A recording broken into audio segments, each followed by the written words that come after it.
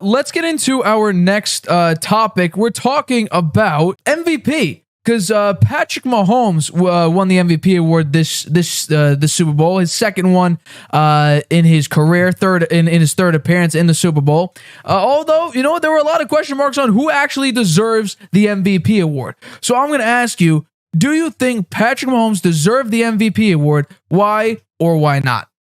I would say yes, he deserved it. Okay. I do think there were other players on the Chiefs that had very good games, but not, the quarterback handles the ball on every play. He didn't turn the ball over. He played through injury. He rallied his team from a 10-point deficit. He beat his prior 2 game stats, where he had a passer rating of 64.2 and 556 yards for 2 games and 4 interceptions. He had no turnovers in this game. He went 20 for 26, so his percentage is very high. Didn't have that many passing yards, I admit that, only 182. But he looked like, in the game, it looked like he had more passing yards than that. He had some nice passes. I mean, his passes were accurate.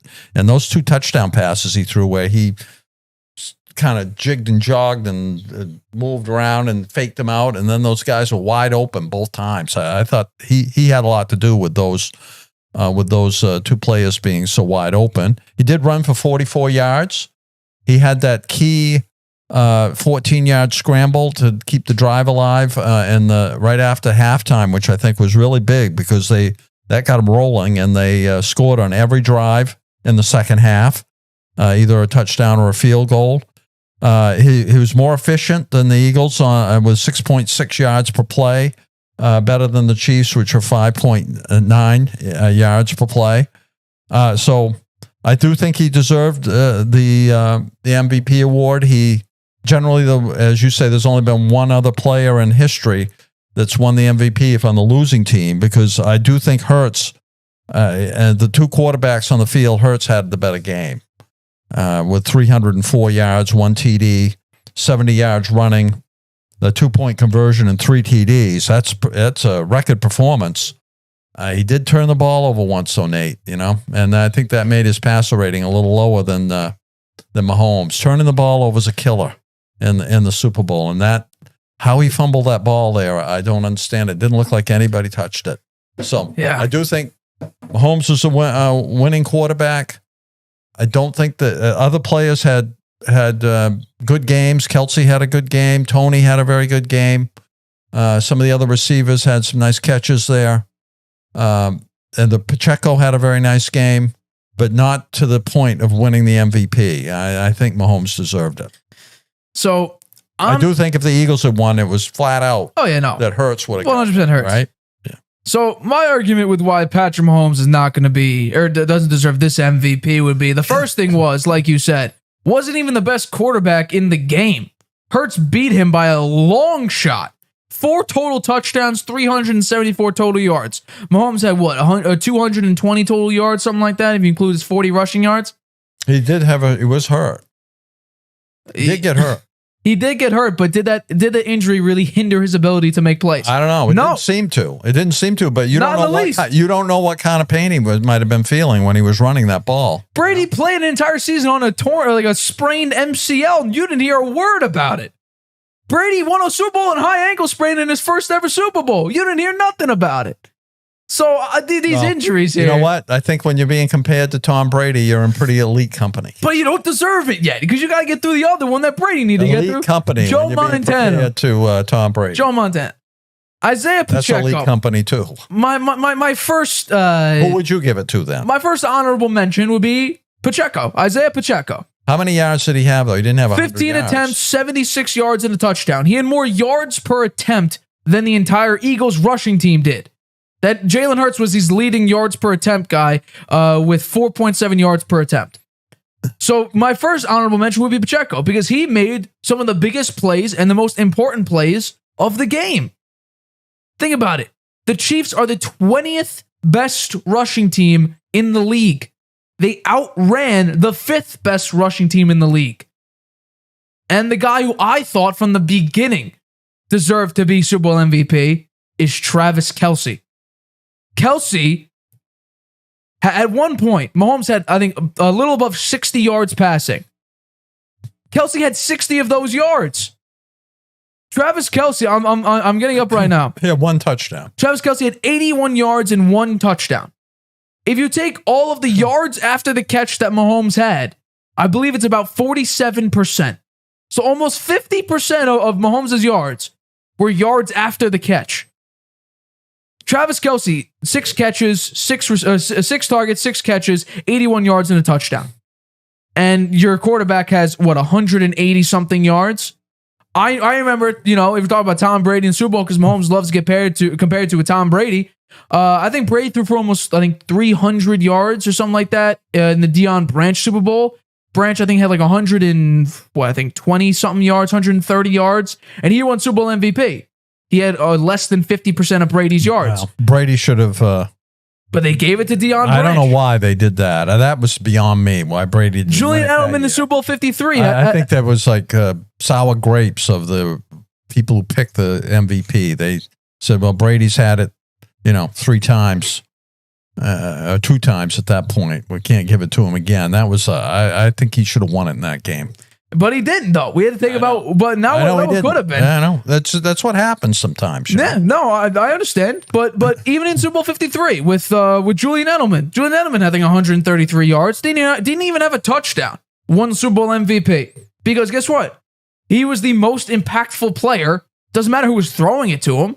He was the most impactful player. But I think if we're taking about what's the most valuable part, so MVP, I'm replacing player with part of this game, it would be the Chiefs' offensive line.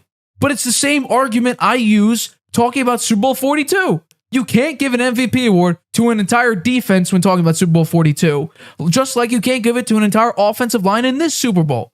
Super Bowl 42, the Giants' defense obliterated the Patriots' offense, the undefeated Patriots' offense at that time. They disrupted Brady. Brady looked mediocre in that game. And guess what? The Giants ended up beating him. In this game, the Chiefs' offensive line held down one of... I think Brady got hurt in that game, and he never told anybody. He had his shoulder. No proof. His shoulder. No proof. He had a shoulder injury, and he went to the sideline in that game, and he was holding his shoulder. I think he was in pain. Could be. But in this case, you can't give it to a whole offensive line. If I had to give it to a player, it would be Travis Kelce because he was the most impactful player on the field. And you can't say, Mahomes is throwing in the football. Okay, well then every other non-quarterback who on the offensive side who won, besides running backs because they run the ball, but every receiver who's ever won it, I don't think a tight end's ever won it, but every receiver that's ever won Super Bowl MVP, it doesn't matter who's throwing the football. They were the most impactful player on the field. Travis Kelce was the most impactful player on the field by a long shot. On the offense, right? He was graded second to Mahomes because Mahomes threw it, I think he had 21 to 27. So he had 6 incompletions. He threw 27 times, 180 something yards. With the Chiefs winning the game and Mahomes not turning the ball over, playing through injury, coming back from 10 points down, having a high passer rating and completing most of his passes, even though the number of yards was not that high. He did win the MVP in the regular season. He's a big name, superstar name. You're not gonna unseat him. You're not gonna unseat him, even though those other guys had good games. Maybe being considered if somebody of lesser stature than Mahomes was the quarterback on the team, but it just wasn't going to happen, Nate. Mahomes had 8 attempts beyond 10 yards. 8. He was mostly throwing it short. Yeah, but that's what Andy Reid was calling the plays, and he was executing them. I mean, it wasn't his choice to say, well, you know what? I don't like this 8-yard call. I'm going to drop back and throw it way down the field. Nobody's going to be down there to catch it because they all ran short routes, right? I mean, the one deep ball Mahomes had was to deep left, and that was an incompletion. So, what's it called? I think Brandon Ayuk said this defense is going to get exposed. Well, he was damn right. It is going to get exposed. I think Robbie Gould from the kicker from. You don't think that the Chiefs' offense had something to do with the Eagles' defense playing poorly? Are you talking about Patrick Mahomes? Because the offensive line is the reason why. The offensive line is the reason why the Eagles couldn't do squat. Well, it wasn't Mahomes reeling and dealing here. They stepped up. Mahomes did not have a Mahomes. I mean, they knew they had to protect Mahomes. They didn't want his ankle to get hurt. So I do think, I agree, that the offensive line played great for the Chiefs. It was phenomenal to watch. But I guarantee you, this game was not one of Mahomes reeling and dealing, having a Mahomesian game. Mahomes did not have a Mahomesian game. Here's the thing, right? God forbid, right? Another mediocre quarterback had 3 touchdowns and 180 yards. Would you say this quarterback had a phenomenal game, a great game, the most impactful player in this game? No, you wouldn't, because Mahomes didn't make these great throws. They were all wide open throws. I know, they were very open. And here's the thing I don't understand, right? The Eagles linebackers and whoever was trying to guard Travis Kelce, they were playing zone. Kelce would find the most open part of the zone. They would play man. They would only play one guy who was 4 inches shorter and about 100 pounds less than Kelce, and Kelce would just body him to death. Kelce is probably the best receiving tight end in history. I think when you talk about, yes, stop it. I'm talking about overall tight end, I'm still giving it to Gronk, because Travis Kelce can't block nothing. He actually comes out on running plays and on blocking plays. So because a job of the tight end is to block, and as well as catch the ball. So I still give it to Gronk when it comes to that. But the best receiving tight end is Travis Kelce, because he's basically a receiver. Yeah, I never realized how big Gronk is.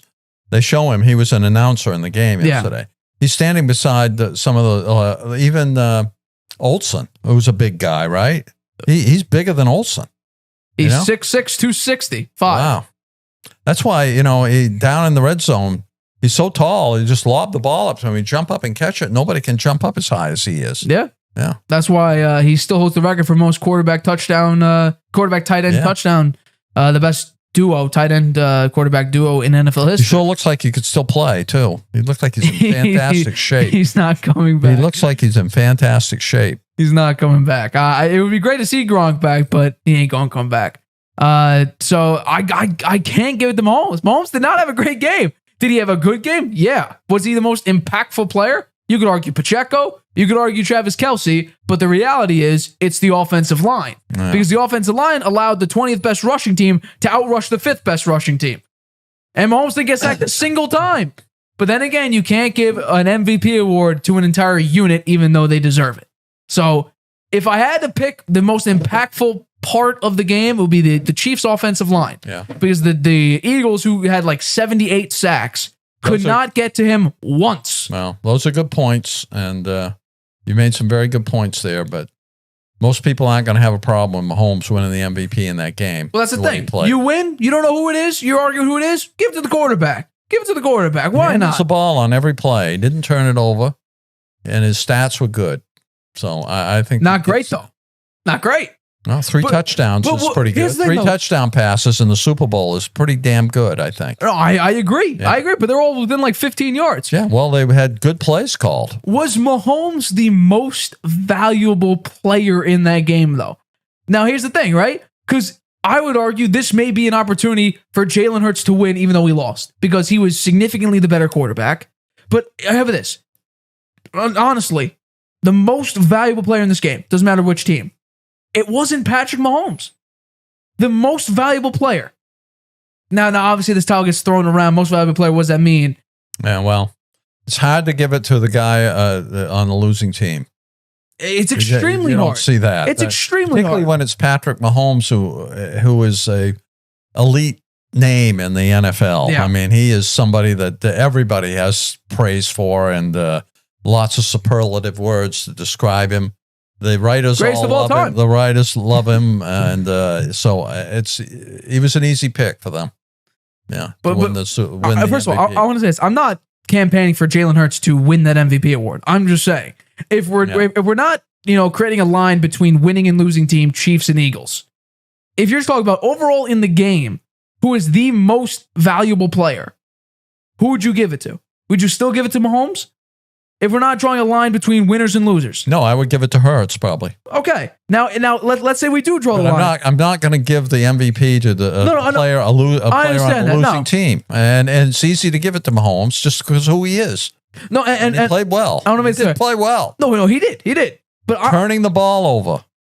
Hurts turned the ball over, I believe, and it was not I'll look it that was up. not like a forced error.